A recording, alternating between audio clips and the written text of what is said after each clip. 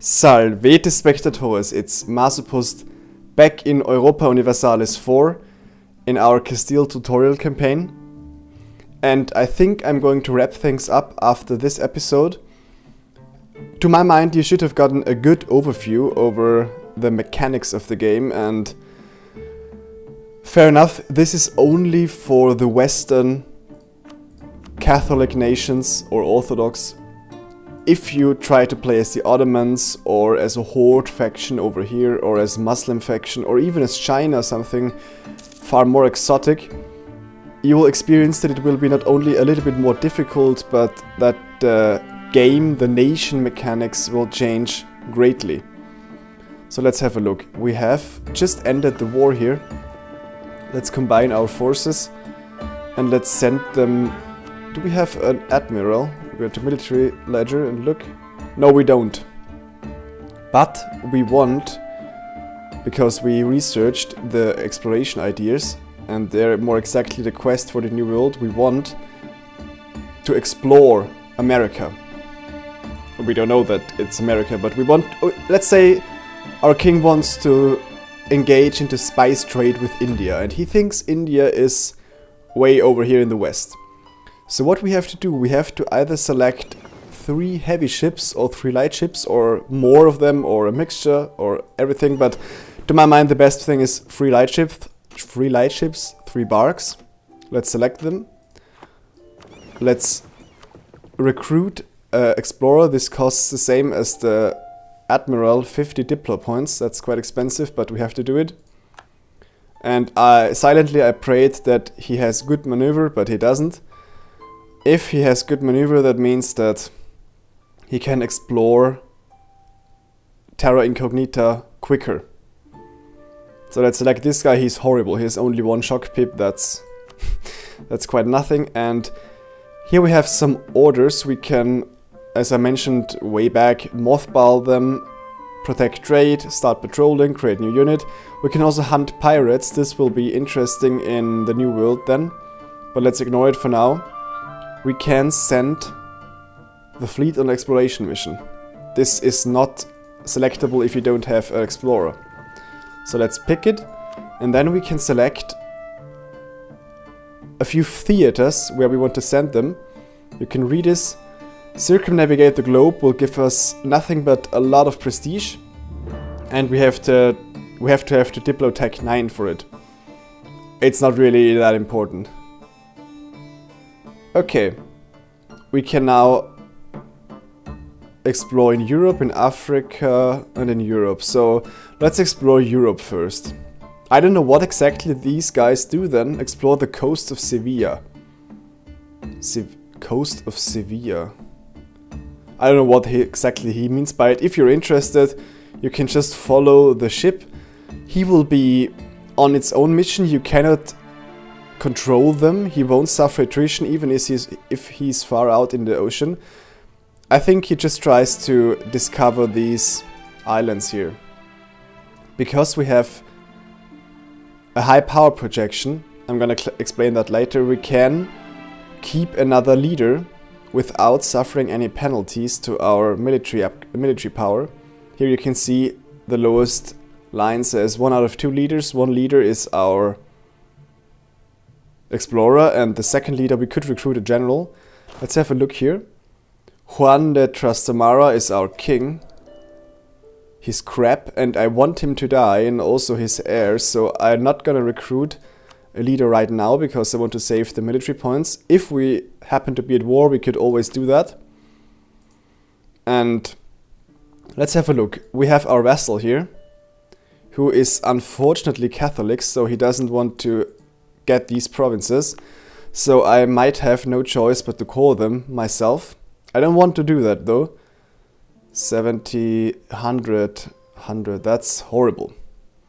We could also just try to raise autonomy, which would lower the unrest. We don't get anything out of here, so raising the autonomy won't matter. So, as I mentioned before, you can do 2 things, either lower or raise autonomy. If you raise it, you will have less income for a long period of time because it takes forever for it to tick down. But you will be able to I don't know, think about something else, because you don't have to fight these rebels. If you lower it, you make it more likely that the rebels will spawn earlier. You can always check here in the provincial unrest ledger. Here you can see, okay, it will take 10 years, it will take 3 years, so these guys will rebel rather quickly. If we now increase the autonomy in both provinces, it changed to 7 years. 7 years is rather unlikely. If it's below 5 years, you'll have to say, okay, this could happen, I'm gonna have to prepare my troops for that. And another thing your troops can do to lower the unrest is actually be stationed in a province. See the difference? 8.4, 3.4. That's because of friendly troops -5. That's significant. It can delay a revolt by a large number of years, and this only works if you are at full maintenance. So you also have to choose, are these guys too expensive? Do I want to set the maintenance to low if we're at peace? Then it doesn't make sense to put units in there.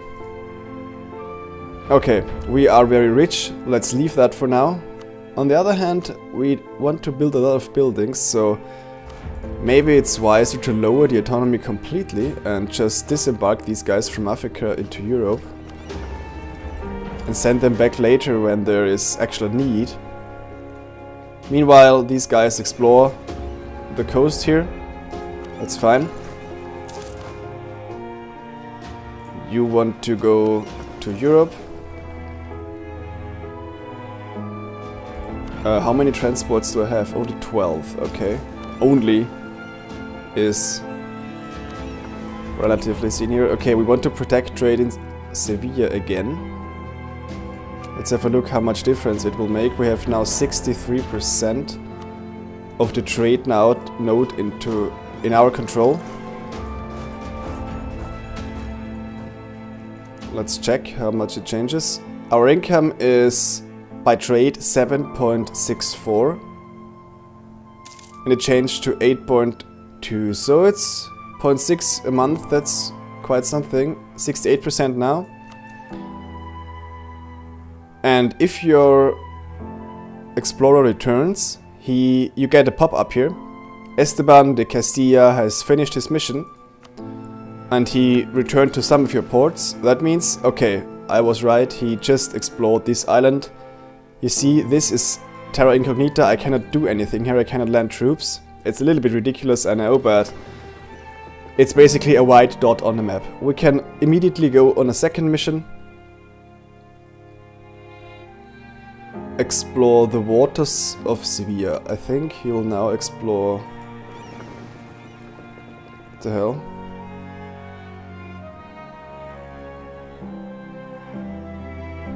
Okay. He'll explore some naval, some Terra Incognita on the sea. So we have a bad pop-up here, family secret. We either have to decide between losing 5 prestige or our claim strength of air will decrease. What that means, here you can see Enrique de Trastramaro's claim is strong. That means we won't suffer a legitimacy hit. Legitimacy is just a number, and so that's quite bad. And 5 prestige isn't a huge deal, so I'm gonna lose the prestige. Prestige is very dynamic. You can gain it rather fast and you can lose it. Legitimacy is much slower gained and lost. And power projection is a strange thing. As I mentioned before, you can get it only via vassals. Rivals. Speaking of rivals, let's check it. We have Morocco, France and England. Embargoing England, France and Morocco. Let's insult France, or England, just for the sake of it. You should see the power projection pop up by 5. Excellent. Insulting a rival gives us 5 power projection, which is just fine. If you have high power projection, it will decrease very quickly. And if you are above 50, you'll get massive bonuses to 1 of the powers each per month. You can see here, that's significant. And if you're above 25, you get a free leader slot, which is also quite good. Okay, we are not maxed out. We can recruit 2 more ships. Let's wait a second, why do I have 2 galleys? I think I conquered them in a war here against Morocco. That's a possibility. Let's improve relations with our vassal. That's never a bad idea. I said that we never want to have idle idle diplomats, and I want to make an alliance with Portugal. We can't do that just yet, so we just want to improve relations here too, and then we can do it with the papacy. I think the papacy has a priority here. We don't want to ally these guys because the Pope is very aggressive most of the time, although it says here he's an administrator. He's always at war, and if he allies with Austria, France or Castile or some strong nation, he's even more eager to declare war everywhere. So, these guys came back. They discovered some of the provinces up here, so let's send them to another mission. Explore the waters of... Explore the coast of Safi first. So exploring a coast means that we can actually gain insight into a terra incognita land. Here, this is Coita, I believe. These are the Azores. This was quickly. Yeah, Madeira. What the hell, where's... I'm sorry, this is Coita. Got the geography mixed up. Okay, explore the waters of Safi. This should send us down south here.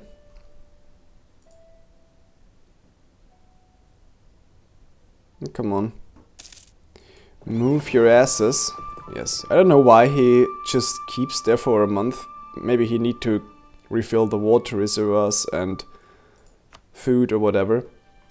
Let's see what we can build. Marketplaces are never a bad idea. Let's pimp them out. Although, they cost Diplo power, so they might not be the best idea. Never mind. They will be built soon in all of our provinces. Excellent. Now we have a marketplace in every province. I know that these provinces are not all in the Sevillian trade node, but it never hurts to have trade power over here. 2. Genoa is also a target of ours. We have... where's us? Only 5% trade power, but... You can always, I'm not sure if your light ships are used perfectly, you can always select them and assign a new goal. You can see here Genoa is rather wealthy and a lot of wealth goes up here north because of France. If we send our trade ships to Genoa, we will have less power in Castile, but a lot of wealth will flow towards, not Castile, Sevilla, because we have more power over here, and this could result in a bigger income. Let's just check trade. 8.23 for now. 8.08. No, the difference wasn't huge. We only have 9% now, and the loss of trade power in Sevilla wasn't enough to turn this around. So let's reassign them to Sevilla. And this guy came back. Let's explore the waters of Chesapeake Bay means that's not what we want. Of course, colonizing America is our goal, but we actually have to keep our colonial range in mind. I'm gonna talk about that in a second. Explore the waters of Ivory Coast. I think that's what I want to do, because I know the map and I know that there is some interesting colonies down south, and I want to get these. Okay, we could raise our stability. Not a good idea because we have religious, not religious unity and overextension. Let's check our missions actually. Okay, we have to core all of these. So this might be a problem because I don't have the admin power. And either I convert these guys and then give it to Malilla, Fez, the province of Fez, lose 5 prestige, or gain 10 prestige and lose ducats because we have a lot of ducats and not much prestige. Let's arrange a ball, the Grand Ball of Toledo. Good thing here.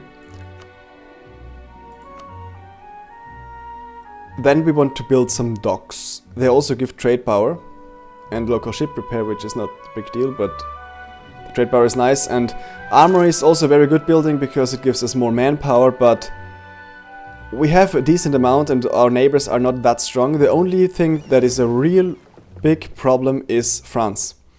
France is called the Big Blue Blob for a reason. Very interesting. I don't know how, but Zeeland is part of Austria. That's funny. Never mind that. At this point we have two long-term enemies in the Ottomans and Muscovy. They always blob, but one really close and huge threat is France. He likes us, although we have rivaled them. That's interesting, but their army is so OP and they have so much manpower, so high morale, so good leaders that you never want to engage into a war with France on your own. You can see here, it says France is the target of the coalition of Austria, Luxembourg and Bar. What that means, if you join the coalition and you declare war on France, Austria, Luxembourg and Bar will join automatically no matter what. Austria leads a personal union with Hungary, so they will be called into the war too. They're allied with Scotland, no big deal. That is a nice opportunity. We could try to ally Burgundy and then we could gang up on France. It's a risky move, but I think this can pay off because my leaders are also quite strong. So let's get our guys' morale up to full, separate the armies here, put them towards north, and let's initiate this. Let's pull the guy from the papacy back. Could try to invest here. Another 10 influence. Now we have 18% chance to get the Curia controller thing going for us. Of course we want our navy nearby to deal with the enemy French navy. Our barks too. And what I'm doing here is very risky because, okay, I'm also over the force limit, relationship limit, and I cannot break the royal ties with Portugal. I could try it, but it would cost me stability, which is expensive and I don't have any. So let's assign the other king here, or the heir, put them up here too. Then we can go above the diplomacy power here. Burgundy is not that strong, but... Ooh, wait a second. They have a truce with France.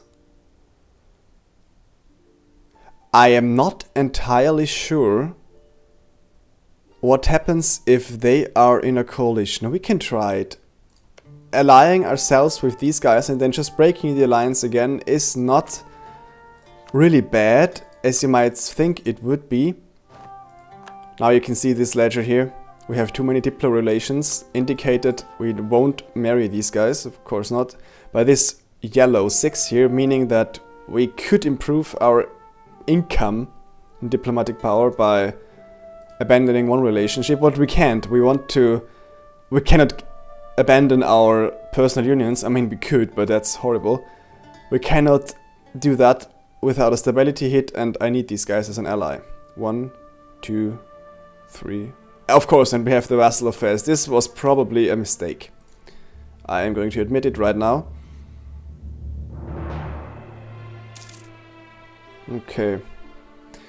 Burgundy has 13,000 men. Austria. Let's check this. This is very important. Austria has 47,000 men, but very low manpower. France has 46,000 men and a lot of manpower. On paper, we should be good. We must not forget that these guys have vassals, not too little of these. I wonder if this is a good idea. I mean, this is a tutorial, right? And you don't want to be aggressive, but as a warning, if France blobs too hard, you won't be able to stop them at all. Good thing for us is we also have Aragon and Naples as vassals. Not as vassals, as unions, but you know what I mean. This means that these guys will be automatically called into a war, so will be Hungary. So there is some huge war going on then. We will wait 1 more month for our armies to get full maintenance, full morale due to maintenance. Our morale is 4.14, that's quite good. Okay, it's maxed out now, basically. Now we have to... What? You must have at least 30 aggressive expansion opinion penalty towards a country to join coalition against them. Okay, this thing is new. I don't know since when this is here, but... Well, I've never checked that actually. So we have to go to coalition map mode and click on France, and here you can see the aggressive expansion penalty for countries against France. So Burgundy is really pissed, Austria too, and we only have 11. That means that we don't like France because they were aggressive. Same thing can be called for us. Of course, these guys down here hate us because we took some land, but it's not that bad actually. If you select Austria, let's select somebody that has maybe a high aggressive expansion penalty. Oh, interesting. No, okay, a little bit. France is also really the worst one here. So we cannot join the coalition. That means that we cannot do anything. That means that we will abandon the idea. That means that we will lower army maintenance again. And that means that we will dissolve the alliance immediately. So they hate us really because we broke the alliance, but I don't want anything from Burgundy at this point. And I'm going to improve relations with the Pope. See, he already gobbled up the poor nation of Urbino to connect Romagna with Roma, the provinces here. Historically, I think the papacy did do that. They have this connected territory now. Let's check our explorer. Wow. He's exploring the shit out of here.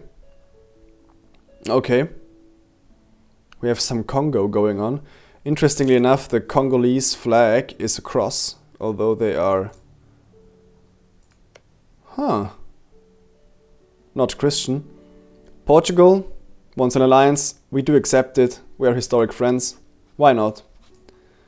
Let's send our navy again, 10 guys here, to protect trade in Sevilla.